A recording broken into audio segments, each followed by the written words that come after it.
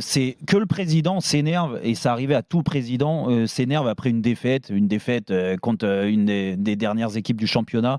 Ok, elle fait mal aux têtes, elle fait mal aux fesses, cette défaite. Ok, dans les attitudes, ok. D'un moment, tu as le droit de gueuler, il n'y a pas de souci. Mais ça fait des mois qu'on attend que le président Hérault arrive après les désillusions en Ligue des Champions. Il y en a eu des mauvais matchs en Ligue des Champions, ils sont passés pour une catastrophe, on ne l'a jamais entendu. Au niveau du groupe, il pousse sa gueulante. Ils ont été ridicules en Coupe d'Europe. Mais comment tu veux que ça soit pris? Et j'imagine juste l'impact, et après je vous laisse la parole. C'est que ce président est devenu illégitime. Mais comment? Et qu'il a perdu en toute crédibilité auprès du public marseillais. Donc en fait, c'est comme s'il est...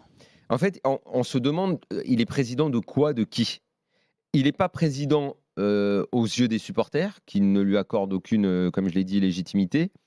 Les joueurs... Flo vient de le dire. Quoi? Qu'il a perdu la légitimité auprès des joueurs. Ah, je n'ai pas entendu que Flo a dit ça. Je disais, et de beaucoup de joueurs. De beaucoup de joueurs, et donc, puis des joueurs importants. Certains joueurs, parce que quand tu as cette présidence-là, avec tous les propos, toutes les moqueries, les railleries, et quand tu sais que ton peuple n'admet pas et n'accepte pas ce président, forcément, certains joueurs doivent penser aussi qu'il est un peu ridicule comme nous. Donc, il est président de qui, de quoi? Il est le représentant de l'actionnaire? Il est le mec qui tient les comptes et qui en plus les tient pas super bien? Parce qu'il a donné, parce qu'il a fait des trous dans la caisse, parce qu'il a donné des salaires disproportionnés à certains mecs, parce que être président, c'est aussi indirectement, si ce n'est directement, gérer le mercato qui a souvent été décevant.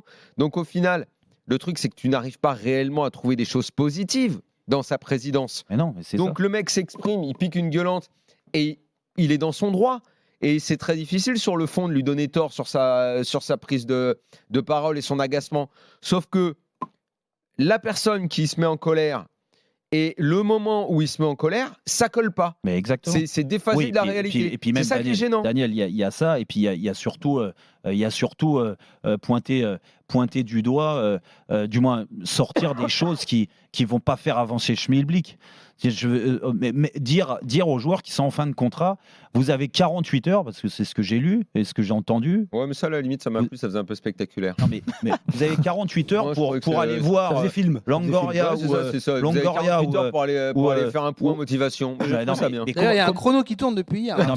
Mais les joueurs, tu sais s'il y en a qui sont allés? Il reste 32 heures. Mais personne va y aller, sauf le petit toutou qui va y aller, parce que lui il a envie de se faire bien voir et de dire oh non, vous savez, c'est pas normal. À partir du moment où le président demande un truc, il faut que les gars le fassent. Mais d'accord, mais dans ces cas-là, il faut balayer devant ta porte.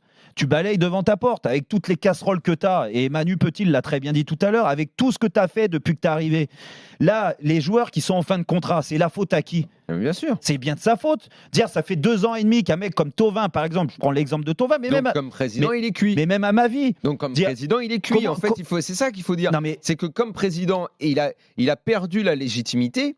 En fait, McCourt doit le sortir. Mais exactement. Il doit redémarrer l'aventure avec quelqu'un d'autre.